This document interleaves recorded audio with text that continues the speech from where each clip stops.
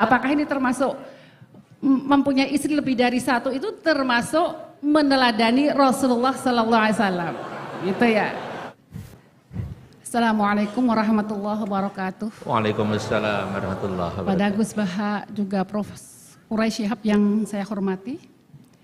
Perkenalkan saya Uswatun Hasanah dari Magelang, ibu rumah tangga biasa ya Pak ya. Alhamdulillah pada kesempatan ini saya bisa bertemu langsung dengan Gus Baha juga Quraisy Shihab ya. Profesor Quraisy Shihab. Enggak sia-sia tadi saya dari Magelang berangkat jam 7 sampai sini alhamdulillah nih. Syukur alhamdulillah saya bisa ada kesempatan tuh bertanya langsung ya. Langsung aja pertanyaan dua mau ketemu ya.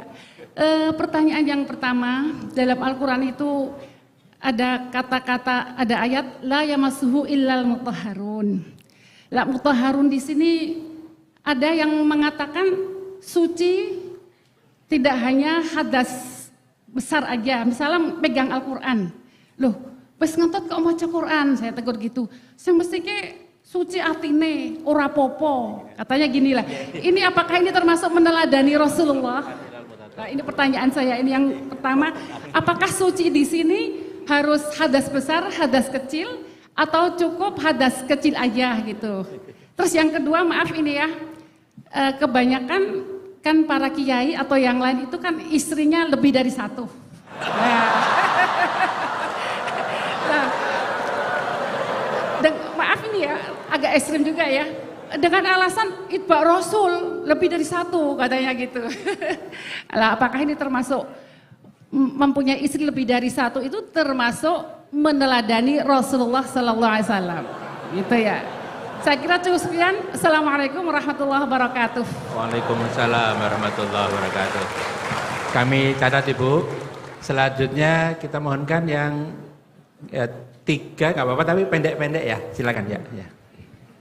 Bismillahirrahmanirrahim. Assalamualaikum warahmatullahi wabarakatuh. Waalaikumsalam warahmatullahi wabarakatuh. Perkenalkan saya Dewi, istri dari Bapak Thoriqul Huda dari Fakultas MIPA.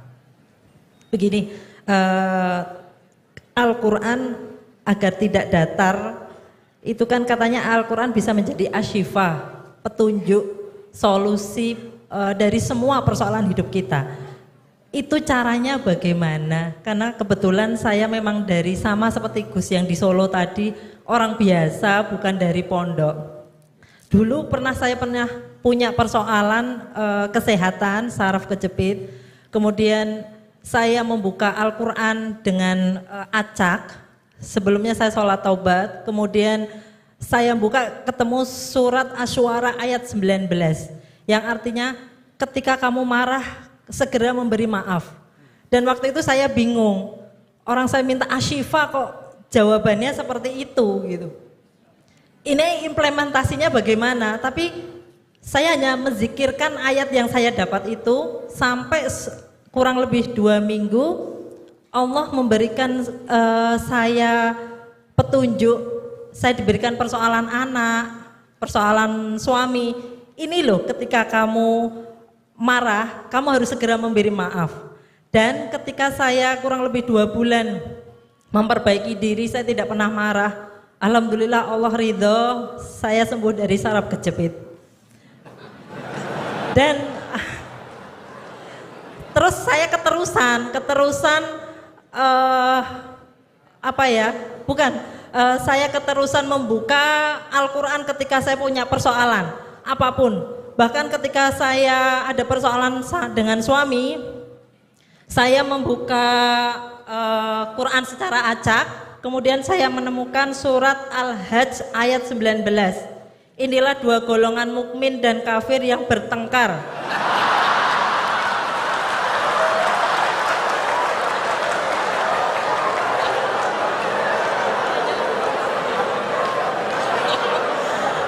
Saya lanjutkan ya.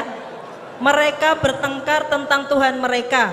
Bagi orang-orang yang kufur dibuatkan pakaian dari api neraka, ke atas kepala mereka akan disiramkan air yang mendidih. Sewaktu saya dapat ayat itu tuh saya langsung makjeleb gitu. Saya nangis, ya Allah, ini yang kafir siapa?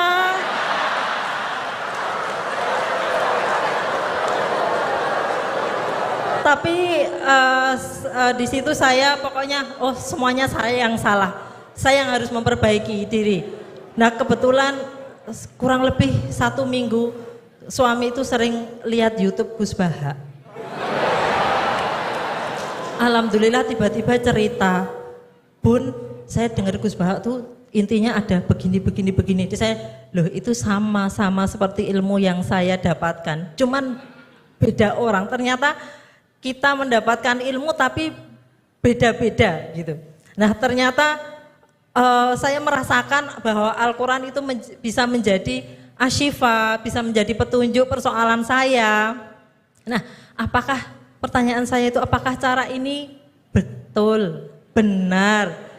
Kalau untuk orang awam di sini, kalau kayak Prof. Kurai sama Gus Baha kan ahlinya gitu, ahli tafsir gitu kan, mudah gitu menghadapi persoalan. Kalau orang awam seperti kita, bagaimana biar kita itu hidup tetap tenang ketika menghadapi persoalan, bahagia menghadapi persoalan. Mungkin begitu saja, terima kasih. Wassalamualaikum warahmatullahi wabarakatuh. Assalamualaikum warahmatullahi wabarakatuh.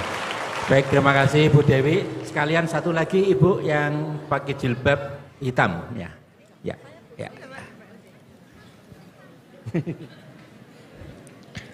Bismillah. Assalamualaikum warahmatullahi wabarakatuh. Mohon maaf jika tadi saya tidak salah dengar ya, bahwa Prof. Quraisy mengatakan bahwa Rasulullah penjelmaan Al-Quran begitu. Nah, yang hanya sedikit yang saya nama Bu.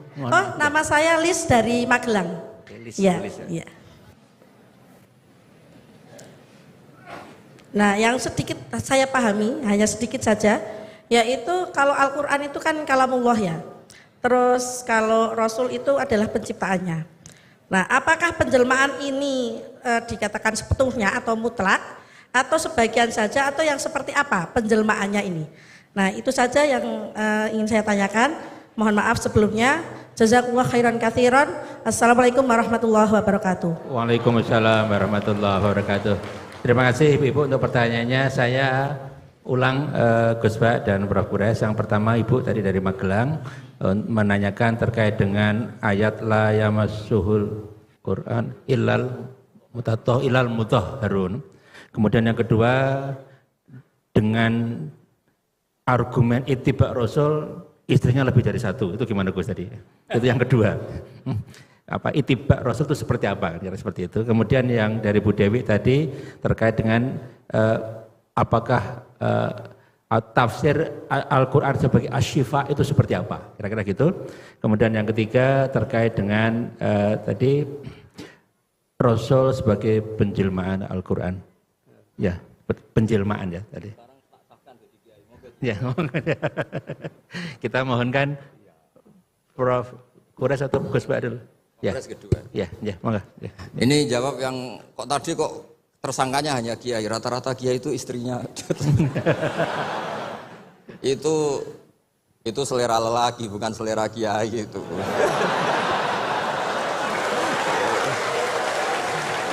Karena itu di Arab itu banyak yang enggak kiai, istrinya juga.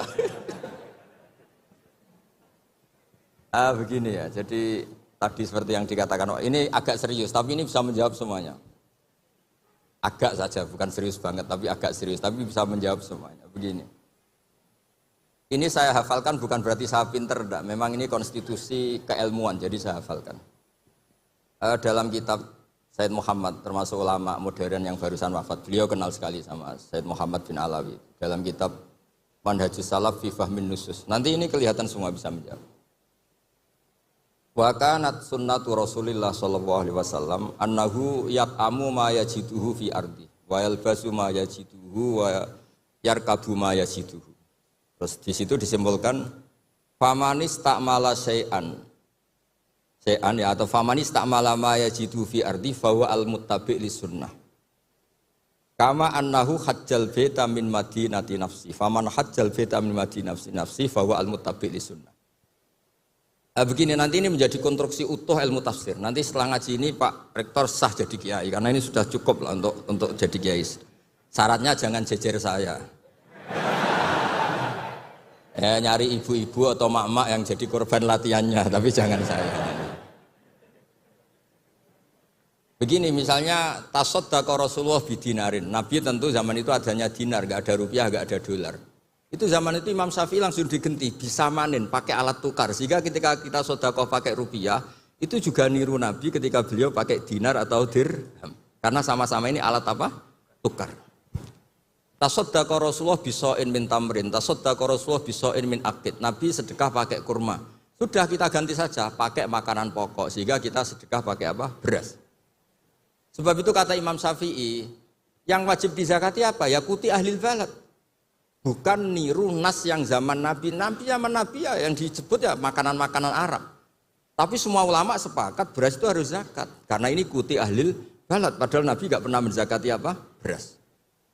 Nabi karena posisi di Madinah, mikotnya dari Dzul Khulaifah yang sekarang disebut Bir Ali itu. Tapi orang Mekah meskipun ikut Nabi, mikotnya misalnya kamu sedang di Mekah, ya mikotnya ke Tanim atau ke Jirona, atau orang Mekah sendiri nafsu Makkah di bab haji. Intinya itu tidak karena memaksakan ikut Nabi, terus orang Mekah mikotnya dari mana? Bir Ali. Jadi hal-hal seperti ini itu di ranah ilmu tafsir sudah lazim.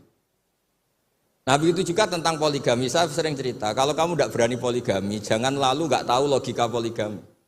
Saya termasuk umat yang saya yakin husnudzon dicintai Rasulullah SAW. Karena saya itu sinau lama, bukan ingin jadi rektor, bukan, memang sinau untuk sinau. Juga nggak ingin jadi ketua MUI, enggak, mau sinau untuk sinau. Saya itu kalau di rumah niru Pak Kures bikin teh sendiri, bikin kopi sendiri, karena saya ingin nggak terlalu dihormati. Saya tuh kesini tadi ya sama anak saya, pokoknya saya seneng hidup kayak umumnya orang. Begini, kalau Anda tidak berani poligami atau suka poligami, Nabi itu oke sebagai percontohan, tapi sadarlah kamu itu tidak Nabi. Begini, saya sering bilang begini, Nabi itu orang baik. Berarti kalau punya istri satu, membentuk orang menjadi baik. Kalau membentuk orang baik satu baik, bentuk dua ya lebih baik, bentuk tiga lebih baik. Kebalikannya kita, atau kamu lah kalau bahasa kasarnya itu. Satu istri saja kamu bentuk dari baik menjadi tidak baik. Lah kalau dua malah kayak apa? Kalau tiga malah kayak gitu aja. Jadi fikihnya kadang-kadang orang baik itu nggak bisa ditiru karena tadi nolong orang baik satu baik, nolong dua lebih baik, nolong tiga. Tentu Nabi hubungannya dengan istrinya posisi yang membentuk, yang nolong, yang menjadikan solihah, yang menjadikan lebih baik. Tapi Pak ini apa ada jaminan seperti itu? Tapi ya jangan bilang, kalau gitu gak usah poligami, jangan. Wajah-wajah gini kan riskan yang lebih buruk misalnya. Ya sudah begitu saja. Jadi menurut saya itu makanya ini pentingnya fikih. Ada illatul hukmi. Ada logika apa? Jadi makanya ketika saya bilang orang yang suka humanisme, jangan terus anti perang. Meskipun kita nggak suka perang, suka damai. Saya Pak Kures suka damai, tapi jangan anti perang. Karena apa? Andai kan zaman kita dijajah kolonial Belanda, Jepang, terus kemudian kita bilang perang itu haram. Terus sama Londo, monggo, derekaken. Ketemu Jepang, monggo, kan ini lucu. Artinya gini, cerita-cerita perang Nabi toh secara akademik ada konteksnya, yaitu mempertahankan apa? Diri. Tapi jangan karena Nabi pernah perang, pokoknya yang benar itu perang, damai itu tidak ada hadisnya. Yang nggak ada itu bacaan kamu, bukan hadisnya. Ya jadi kira-kira gitu. Jadi lah yang layah Mas Wilal Muthaharun tadi saya sudah mandatkan ke rektor, itu wilayah sensitif. Ada yang bilang ini urusan NU dan MZU kata Pak Rektor. Ya lagi-lagi itu urusan tafsir ya. Layah Mas Wilal Muthaharun itu tidak boleh megang mushaf kecuali yang suci. Nah tentu konsensus banyak ulama suci itu ya bisa suci dari hadas besar, hadas kecil, bahkan suci dari hati-hati yang kotor. Tapi ada yang bilang sekedar Islam itu sudah bukti suci. Itu wilayah-wilayah tafsir, tapi tetap saja tafsir ini tidak menggantikan teks yang ada di Al-Quran. Misalnya begini, saya sudah nggak punya hadas besar, nggak punya hadas kecil. Tapi terus saya megang Quran, pas saya sedang marah sama Anda. Mungkin Allah juga nggak suka. Karena saya baca, Qul a'udzu birabbil falaq min syarri ma khalaq. Ingatnya kamu, min syarri ma khalaq itu kan. Saya berlindung dari Allah, dari makhluk-makhluk terjelek, karena sedang marah. Makanya kalau sedang marah sama istri, jangan baca surat itu. Pasti min syarri ma khalaq, oh yang di rumah itu. Sebab itu ngendikane Nabi ini Pak Kures pasti hafal hadis itu. Iqra'ul Qur'an ma'talafat qulubukum. Kamu baca Quran ketika hati kamu itu stabil. Karena kalau tidak stabil, aduh wah ya musuh kamu. Misari makhluk istri kamu itu kan terus korbannya banyak. Pokoknya kalau sedang tidak baik-baik saja tidak usah baca Quran dulu. Waras dulu baru baca Quran. Ya kira-kira gitu. Nanti yang edisi yang lebih waras Pak Kures yang ngantikan ini. Monggo. Ya itu Asifah ini. Jadi yang pertama terkait dengan la yamassuhu illal mutahharun, kemudian yang kedua ittiba Rasul tadi sudah dijawab oleh Gus Ba, terus Quran sebagai asyifa, kemudian yang selanjutnya terkait dengan Rasul sebagai penjelmaan Al-Quran. Ya. Satu hal dulu yang kita perlu sadari, bahwa Al-Quran itu bisa mengandung banyak penafsiran.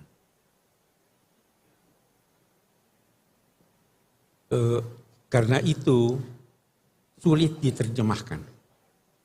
Yang kita bisa lakukan penjelasan umum tentang kandungan maknanya. Kita ambillah misalnya perintah wudhu, wamsahu biru'usikum.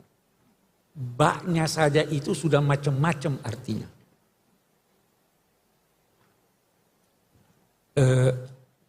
Demikian juga yang lain. La yamassuhu illal mutahharun, banyak pendapat.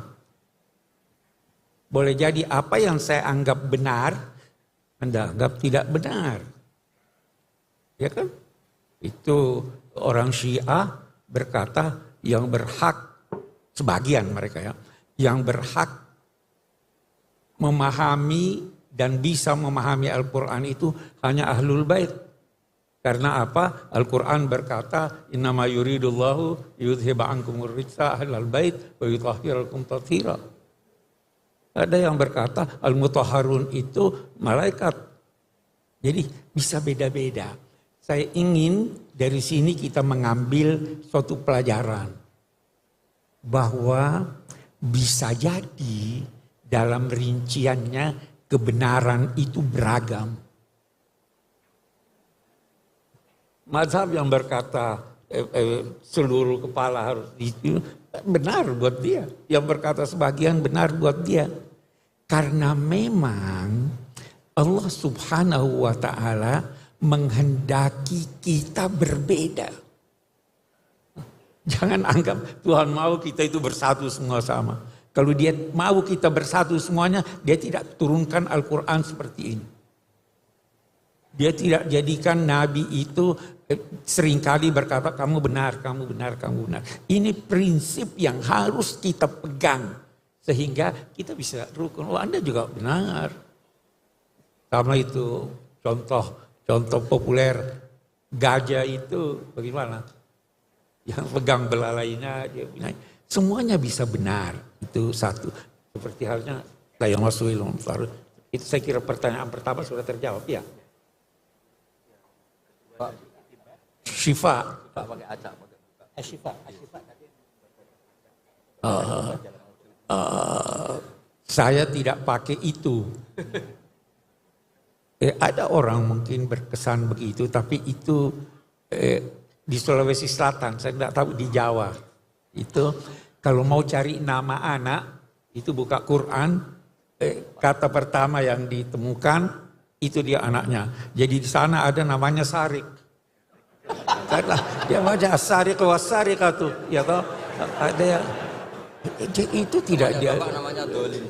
Dolim, ya toh itu tidak diajarkan oleh Nabi. Kita disuruh faham Al-Quran, bukan acak buka begini dan sebagainya. Tidak benar itu.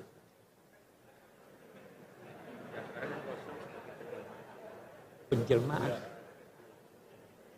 Oh ya. Saya kira kembali seperti tadi. Kita ingin fahami Al-Quran, lalu kita wujudkan pemahaman itu dalam kegiatan kita sehari-hari. Itu namanya kita menjelmakan. Nah, dan karena kembali lagi, Karena pemahaman bisa beda-beda, maka toleransilah orang yang berbeda. Kita bisa bicara banyak soal ini, tapi saya akan ambil secara singkat. Kita di Indonesia, kita beda-beda kan? Tapi ada yang mempersatukan kita. Lebih-lebih umat Islam, ada yang mempersatukan. Yang mempersatukan kita di Indonesia itu ketuhanan yang Maha Esa. Iya kan? Semua kita. Yang mempersatukan umat Islam itu tauhid. Kemarin saya ada hadir satu diskusi, ada yang berkata begini Gus Baha, yang tidak sholat itu kafir. Saya tanya dia, bagaimana caranya orang masuk Islam? Dia bilang 2 kalimat syahadat.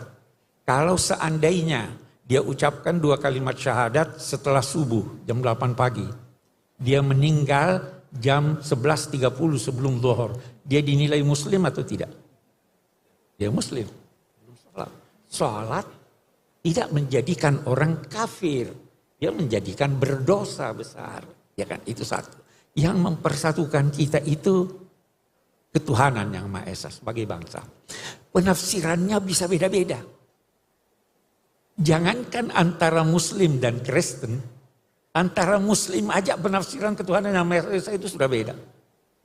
Nah, bagaimana caranya kita mewujudkan, menjelmakan ini? Mari kita bersangka baik pada Tuhan. Saya beri contoh. Saya mengundang 10 orang ke rumah saya. Saya kasih alamat.